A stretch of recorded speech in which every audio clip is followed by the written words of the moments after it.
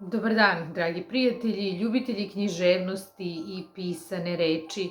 Današnja 3 minuta za književnost još jednom ćemo posvetiti našem Nobelovcu Ivi Andriću i njegovim znakovima pored puta.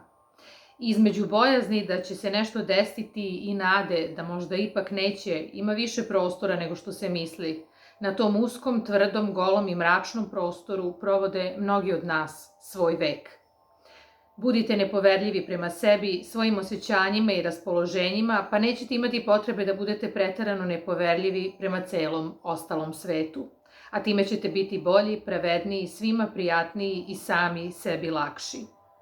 Obratite pažnju na svoju unutrašnjost, jer to je najbolji znak da nešto u vama nije u redu. Otadžbina, krug sunčeve svetlosti. Ne znam da li sam spavao, ali znam da sam sanjao. Živeti u strahu, u kajanju, u stalnom strahu od straha, ne moći oka sklopiti, ne moći dušom danuti i pri svemu tome raditi, smejati se i razgovarati, to znači za ljude kao ja živeti i uspevati među svetom.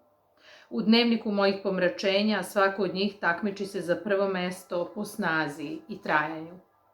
Nigde bolje i brže ne možete upoznati čoveka, njegovu pravu narav, karakter i ćud, njegovu dušu, nego kada ga posmatrate dok sedi za volanom automobila i vozi. Sedeći pored njega 1 sat, vi ćete bez reči i razgovora saznati o njemu više nego za mesec dana stalnog druženja. Zbog života odreći se života. Razumeli smo se, iako se nismo mogli sporazumeti.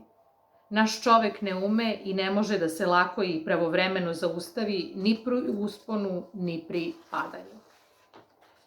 Dugotrajno robovanje i rđava uprava mogu toliko zbuniti i unakaziti shvatanja jednog naroda da zdrav razum i pravi sud u njemu otančaju i oslabe, da se potpuno izvitopere. Takav poremećen narod ne može više da razlikuje ne samo dobro od zla u svetu oko sebe, nego ni svoju sopstvenu korist od očigledne štete.